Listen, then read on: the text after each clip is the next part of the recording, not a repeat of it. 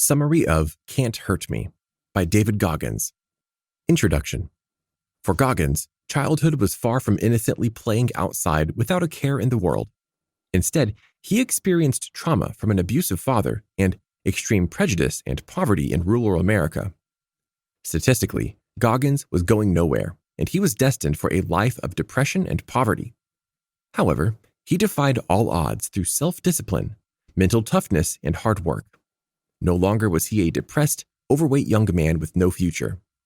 By committing himself to losing weight and improving his test scores, Goggins became a U.S. Armed Forces icon and one of the world's top endurance athletes. He has become the only man in history to complete elite training as a Navy SEAL, Army Ranger, and Air Force Tactical Air Controller. He didn't stop there, however, and he went on to set records in extreme endurance events and has been named the fittest real man in America. In Can't Hurt Me, Goggins shares his incredible story and reveals a path that anyone can follow to push past limits, eliminate fear, and live life to its fullest. Chapter 1. The Early Life of Goggins. Born in New York in 1975, Goggins didn't have the typical carefree childhood that many people experience. Instead of playing outside with friends and living innocently among his peers, Goggins was a slave to his abusive father. His father, Trueness, was a self-made businessman who owned a roller disco rink. However, to make his business run smoothly, Trueness forced his family to work almost every night of the week at the skating rink. At the young age of 6, Goggins' job was to look after the skating shoes. Meanwhile, his mother would cook dinner over a hot plate in the office. And once the children finally finished working at around midnight, his mother would put Goggins and his brother to bed in the office too.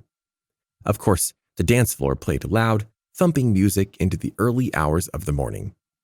So Goggins hardly slept at night and would frequently fall asleep in class instead. As if working each night at the skating rink wasn't enough, Goggins also became a punching bag for his abusive father. Both he and his mother fell victim to countless violent beatings, sometimes for even the smallest things. For instance, Goggins once contracted a bad ear infection. So, as a responsible parent, his mother took him to the hospital. Trueness, being the businessman that he is, hated when the family spent money, even when his children's health was at risk. Upon returning, Goggins witnessed his father beat his mother senseless with a belt. When he intervened, his father would beat him too. He went to school too often hiding the bruises and red welts from his father's belt. At the age of 8, Goggins' mother had had enough, and she took him and escaped to Indiana, where they started their new lives together. However, as he would soon find out, he and his mother had walked into the center of a racist, rural America. He was the only black kid in town, and he quickly became the target of hatred, often hearing the N-word spat at him by neighbors who waved guns in his face. Now dealing with bullying and poverty, his life didn't seem to be getting any better. To make matters worse, Goggins began experiencing the traumatic effects of his early years. Because of the suffering he experienced from his father, he developed a nervous stutter. His hair started to fall out, and patches of his skin lost pigment and turned a different color. At the time, Goggins didn't know why this was happening. But as an adult, he realized that he was suffering from toxic stress. This is a condition in which young children who have undergone severe abuse experience changes to their brain chemistry, resulting in a permanent state of fight or flight. Simply put, Goggins had suffered so much trauma that his brain and body were on permanent high alert for danger. Children who suffer from toxic stress also exhibit memory loss, and even the most gifted children will struggle to learn and remember what they've learned in school. By 4th grade, Goggins was placed in a special needs classroom and started cheating his way through school. While his grades improved, his education suffered, and by the time he was heading into his teenage years, Goggins could still barely read. Chapter 2. The Accountability Mirror. One day during his high school career, Goggins met up with an Air Force recruiter. This recruiter was a pararescue jumper, and Goggins thought he was a badass who could jump after downed pilots and bring them home. He now had a dream of joining the Air Force. But it was simply that, a dream. Joining the Air Force would require talents and education that Goggins didn't think he possessed. To simply pass the ASVAB, the Armed Services Vocational Aptitude Battery, he would have to relearn everything he's learned in the past decade. This realization made Goggins hate himself. He took a long look in the mirror and felt disgusted by who he had become. So he grabbed a razor and shaved his head, refashioned his wardrobe, and grabbed some Post-it notes. On each Post-it, Goggins wrote down the things he needed to do if he ever wanted to pass the ASVAB. He began his notes with small, easily achievable items like clean your room every day, and gradually progressed to harder tasks like run X miles this week. This is what Goggins calls an accountability mirror. The accountability mirror helped turn his life around. He began a ritual of standing in front of the mirror and reminding himself each day of his mission. Every day, he studied and began training and didn't allow a spare moment to go by without working towards his goals. While Goggins had several limiting factors in his life, he believed that he had the power to change his future. In the end, Goggins passed the ASVAB and was on his way to joining the military. However, to complete his training, Goggins would have to face one of his toughest tests: swimming. Growing up, Goggins didn't even see a pool until the age of 12, and he was deathly afraid of water. So when he began his military training, he became paralyzed by fear and failed to overcome his swimming challenges. Soon after, a routine medical test revealed that Goggins was predisposed to a blood disease called sickle cell anemia. Using this as an excuse, Goggins walked away from the military. Chapter 3: Turning his life around. After leaving the military, Goggins was now working as an overnight exterminator in Indianapolis, where he weighed an astounding 300 pounds. At 4 a.m., Goggins recalls entering a dirty restaurant to spray for cockroaches. After approaching a nest of cockroaches, he aimed his cockroach spray in the center of their nest and struck. Suddenly, thousands of cockroaches swarmed out of the woodwork, pouring over him and the room. Sprinting out of the building, swatting at cockroaches and cursing, Goggins started to question how he wound up here. 300 pounds and spraying cockroaches for a living. Where was he headed? That same morning, Goggins got home and stumbled upon a TV documentary about the Navy SEALs, the most lethal fighting force with the toughest training in the world. To become a SEAL, you had to be among the best. He watched as they struggled through mud, sweat, and tears, and was amazed at their mental toughness and determination to keep going. Before the show even ended, Goggins was making calls to recruiters around the country to become admitted to SEALs training called BUD/S, BUDS, Basic Underwater Demolition/SEAL. Soon, Goggins would learn that he was too heavy to join the Navy and that the BUDS program was shutting down in just 3 months. Weighing in at 297 pounds, Goggins would need to lose 107 pounds in less than 3 months if he wanted a fighting chance at becoming a Navy SEAL. That's more than a pound a day for 90 days. Over the next 3 months, Goggins implemented a strict fitness regime. Every day, Goggins would wake up at 4:30 a.m. and hit the exercise bike for 2 hours. After that, he would drive to the nearest pool and swim for another 2 hours. Then he would head to the gym for some intense circuit training that included at least 5 sets of 200 reps for all major muscle groups. His day was still not over, however, and he'd spend the rest of his day on the exercise bike, both before and after dinner. Additionally, he created a new accountability mirror and fought through the depression and negativity that told him that he couldn't do it. Believe it or not, Goggins lost the weight and joined the BUDS 6-month program aimed at choosing 30 of the toughest 120 candidates. Most of the dropouts occur during the 3rd week, referred to as Hell Week. Throughout the week, candidates are exposed to extreme, life-threatening conditions at sea and are incredibly sleep-deprived. In fact, it is so hard that people often die during this week. It was during this week that Goggins developed the concept of the armored mind. He had failed Hell Week twice already, and his third attempt would be his last. He realized that if he wanted to reach his goal, he would have to penetrate the minds of the instructors standing in his way. When tasked with one of their toughest challenges of lifting a boat above their heads and marching across the beach with it, Goggins encouraged his team. He shouted at them to keep going, and they began to chant and show their instructors that they were relentless. They would never give up. Goggins referred to this as taking souls, which refers to the act of demoralizing your competition and showing them that their attacks are ineffective.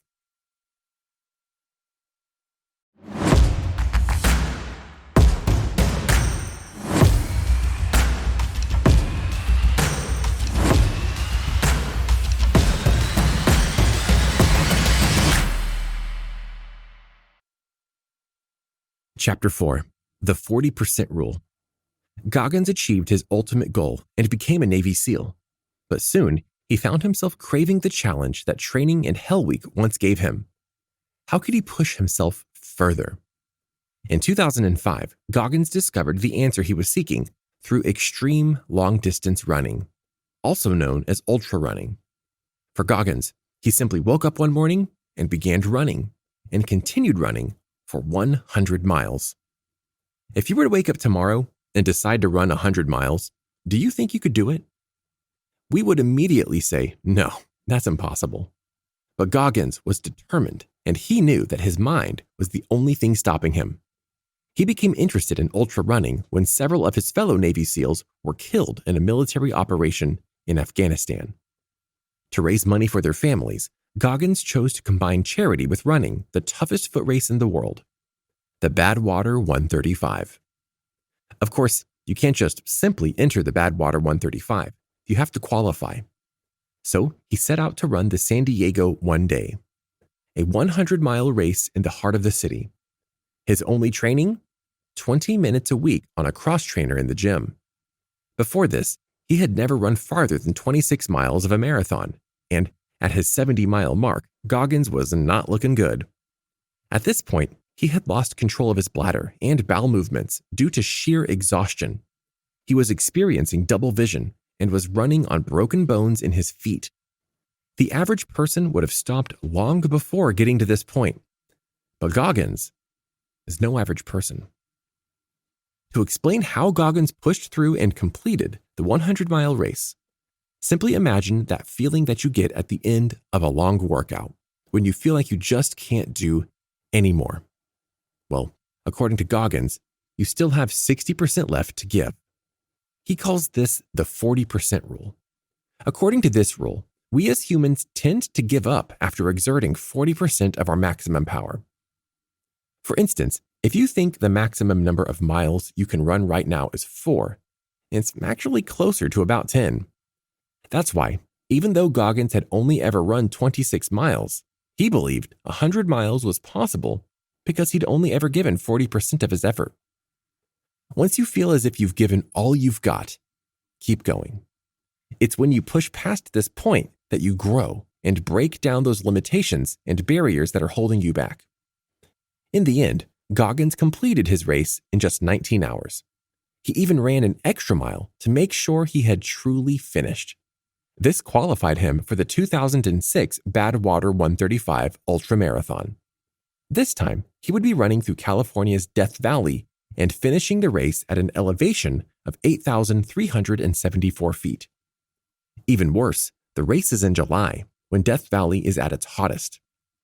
This time, Goggins trained by carefully studying the terrain and running in the extreme conditions that he would experience on race day. When he finished, Goggins completed Badwater 135 in just 30 hours and finished in 5th place. Because of the 40% rule, he was able to push his limits and accomplish something incredible.